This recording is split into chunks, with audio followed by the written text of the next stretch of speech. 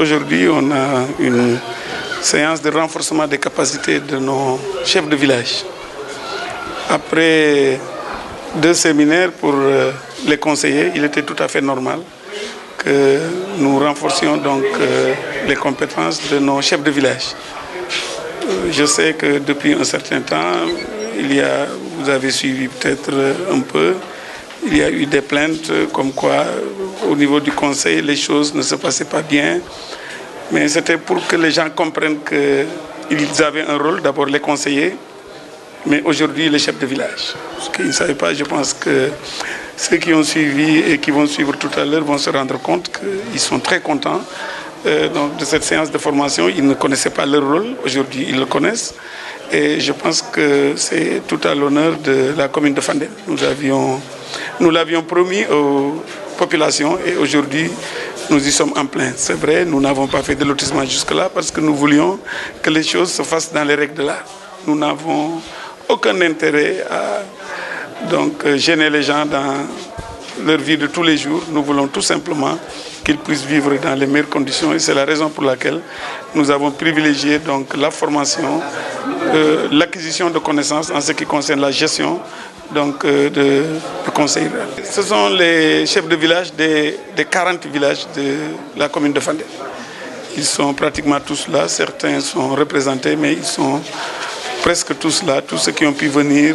C'est avec plaisir qu'ils sont venus, on les a appelés, on a échangé avec eux et je pense qu'ils étaient pressés, d'autant plus que ça fait partie de nos prérogatives, n'est-ce pas, de les rencontrer très souvent, d'échanger avec eux, parce que nous devons travailler en parfaite cohésion. Je pense qu'ils ne maîtrisaient pas, qu'ils ne connaissaient pas, c'est trop dire, mais je pense qu'ils ne maîtrisaient pas très bien, tout comme nous, n'est-ce pas, qui venons d'avoir ces responsabilités.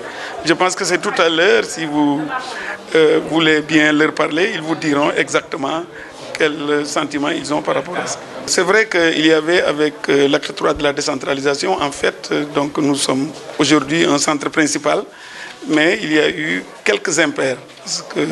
Jusque-là, les gens sont obligés d'aller au centre principal qui est à Kermoussa, en Pout, pour ces extraits. Mais nous sommes en train de travailler à faire en sorte qu'on puisse faire donc les extraits ici à Fandène. D'abord le contexte. L'atelier de ce matin se situe dans le cadre d'un programme de renforcement de capacité que la commune de Fandène a élaboré. Ils m'ont sollicité pour appuyer un peu la mise en œuvre de ce programme. Je précise que je le fais par devoir, parce que je suis natif de cette communauté rurale. Je suis de Fandène, j'ai fait l'école primaire ici à Fandène. Et vraiment, c'est avec beaucoup de plaisir que je viens participer à ce renforcement de capacité de mes parents. Parce qu'en fait, l'avenir de cette commune nous concerne. Nous devons chacun à ce niveau apporter la contribution. Donc la séance d'aujourd'hui a concerné les chefs de village. Nous avons voulu faire, peut-être pas à proprement dire formation, mais renouvellement de connaissances. Parce qu'il y a de vieux chefs de village qui sont là. Et au cours de leur carrière, ils ont quand même appris quelques éléments sur les responsabilités des chefs de village. Nous avons voulu renouveler tout ça. Nous avons voulu placer ça dans le cadre de l'évolution administrative du Sénégal, notamment de l'acte 3 de la décentralisation, avec la communalisation universelle. On était dans des communautés rurales, maintenant on est dans des communes. Les gens ne comprennent pas ce qui a changé, ne comprennent pas ce qui n'a pas changé. Donc il est bon de venir harmoniser tout ça. Nous avons insisté sur la responsabilité du chef de village. En réalité, c'est la porte d'entrée de l'État dans sa localité. Il travaille donc sous l'autorité du maire et du sous-préfet. Nous avons insisté sur les responsabilités en matière de veille sur le respect des lois et règlements, mais également dans le domaine de la mobilisation des populations pour la réalisation des projets, que ce soit initié par la mairie ou par l'État de manière générale. Nous avons également essayé de camper un peu les responsabilités des uns et des autres.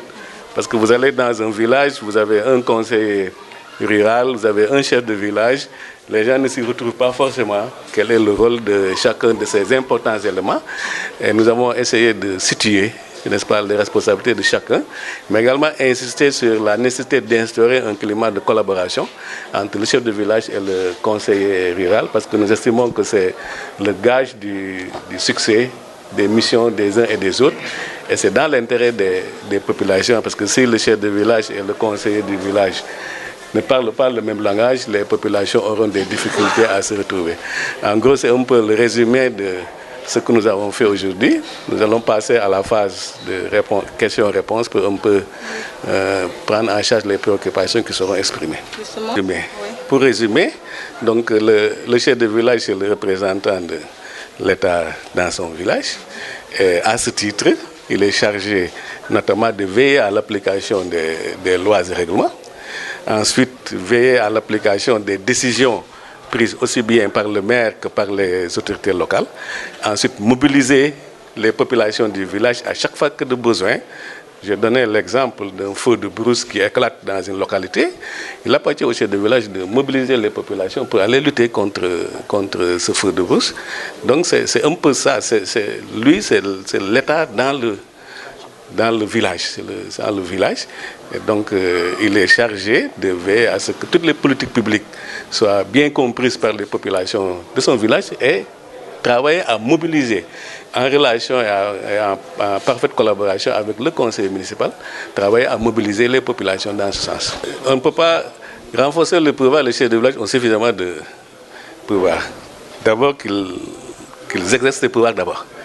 S'ils exercent convenablement les pouvoirs, on se rendra compte, n'est-ce pas, qu'ils ont du pouvoir.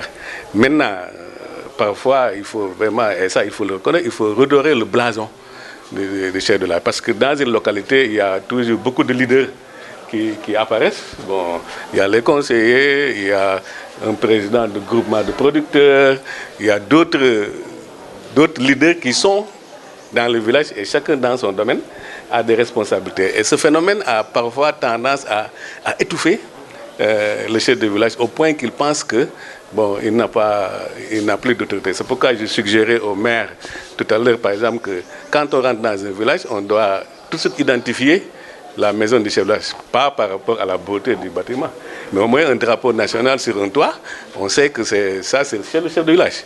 Je disais qu'il faudrait qu'on trouve des moyens d'identifier le chef de village.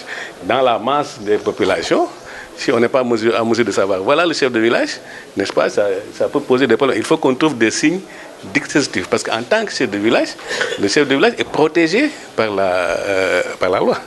Il est protégé comme l'autorité administrative, comme le ministre, il est protégé.